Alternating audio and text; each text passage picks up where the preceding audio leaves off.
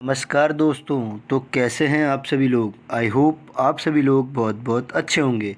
Welcome back to my channel aware pharma. और आज हम डिस्कस करने वाले हैं हमारी जो आईसीडी 10 सीएम की गाइडलाइंस की जो सीरीज़ चल रही थी उसका मोस्ट इम्पॉर्टेंट टॉपिक फ्रैक्चर।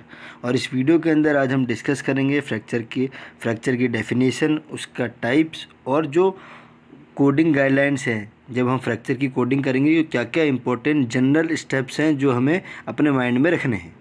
ठीक है, तो स्टार्ट करते हैं वीडियो डेफिनेशन के साथ। तो फ्रैक्चर को आप आम भाषा में समझ सकते हैं, जिसे हम कह सकते हैं कि हड्डी का टूटना। ठीक है, इसे अगर सिंपल वर्ड्स में कहा जाए तो डिसलोकेशन और क्रैक और ब्रेक आता है किसके अंदर, बोन के अंदर। किस वजह से, या तो ट्रॉमा मतलब एक्सीडेंटल, या फिर कोई मेडिकल कंडीशन के होने की वजह से। ठीक है, तो जनरली फ्रैक्चर से हम यही समझ सकते हैं कि ये जनरली ट्रॉमेटिक ही हमें होता है। 90% हमें ट्रॉमेटिक कंडीशन ही होती है फ्रैक्चर में। ठीक है, 5% जो है मेडिकल कंडीशन की वजह से हमें फ्रैक्चर हो सकता है। ठीक है, तो नेक्स्ट है टाइप्स क्या है फ्रैक्चर के। तो जनरली 2 टाइप्स है फ्रैक्चर के, ओपन और क्लोज्ड। ओपन फ्रैक्चर में क्या होता है, जो बोन है वो स्किन के ऊपर से हमारे आ जाती है, जो कि हमें क्लियरली विजिबल रहती है आउटसाइड से कि हमारे जो है फ्रैक्चर हुआ है। लेकिन क्लोज फ्रैक्चर के अंदर क्या होता है कि बोन जो है स्किन के अंदर ही रहती है, हमें एक्सरे के थ्रू पता लगता है कि हमें फ्रैक्चर हुआ है।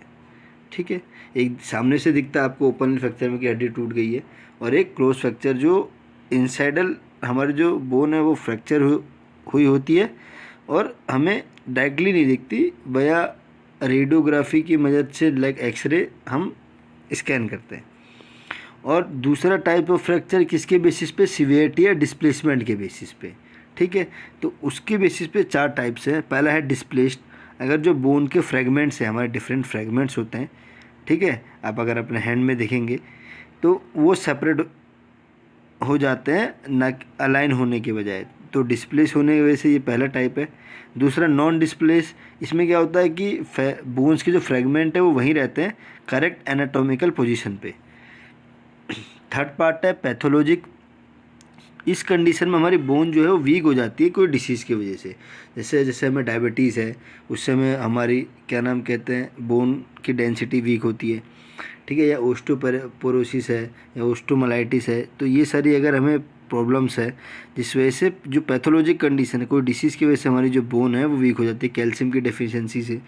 ठीक है, एवोल्यूशन क्या होता है, एवल्सन, ये एक टेंडन या हमारे जो लिगामेंट है वो एक बोन से पुल ऑफ हो जाती है, खिंच जाते हैं। जैसे किसी का लिगामेंट आपने सुना होगा कि स्ट्रेन कर गया या खिंच गया, जो हम भाषा में देखते हैं लिगामेंट का खिंचना या लिगामेंट का टियर होना। जो लोग जिम जाते हैं उनको ज़्यादातर पता होगा कि जब वो हाई वेट जो है लिफ्ट करता है, जिस वजह से क्या होता है, लिगामेंट टियर होता है, लिगामेंट फट जाता है। तो जो हमारी बोन्स हैं वो काफ़ी सॉफ्ट हैं। ठीक है, उनका प्रॉपर टाइम पे जो है हमें उन्हें हेल्दी और स्ट्रेट रखने के लिए प्रॉपर टाइम पे हमारी जो बॉडी में कैल्शियम है उसकी रिक्वायरमेंट को फुलफ़िल करना रहता है by help of milk, magnesium, calcium. हम इसकी हेल्प से जो है अपनी बोन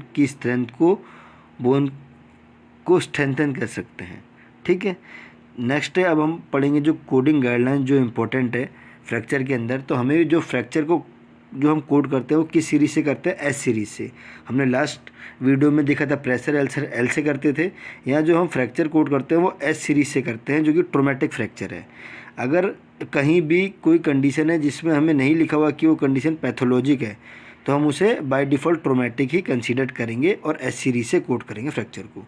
और एस कोड 90% केसेस में प्राइमरी जाता है, सिर्फ जो प्रेगनेंसी का केस है उसमें वो सीरीज़ हम पहले देते हैं।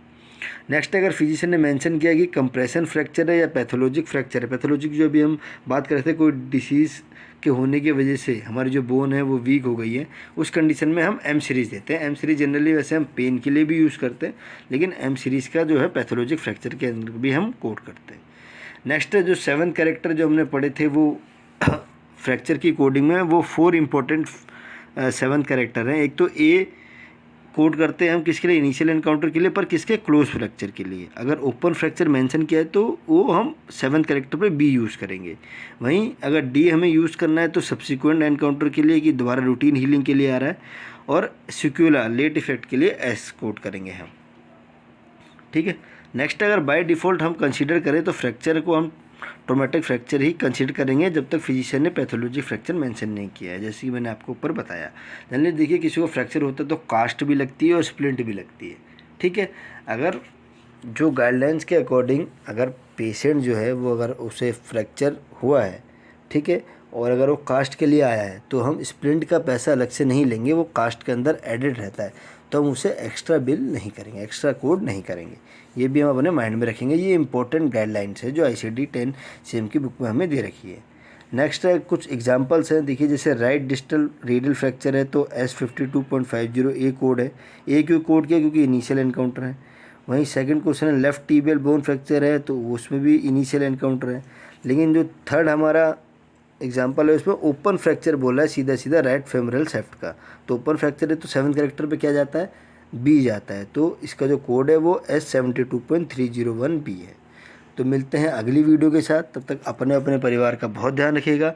और साथ ही जो RRB की जो नई वैकेंसी आई है अभी लेटेस्ट 2025 की, उसकी भी जो एप्लीकेशन आज आ गया है RRB की तरफ से, जल्दी जो है उसके ऊपर भी मैं एक वीडियो लाने वाला हूँ। तो तब तक के लिए अपना अपने परिवार का ध्यान रखिएगा। आप मेरे चैनल अवेयर लेटेस्ट इन्फॉर्मेशन के लिए कोई भी फार्मा रिलेटेड आप मेरे चैनल अवेयर फार्मा को लाइक, शेयर और सब्सक्राइब कर सकते हैं।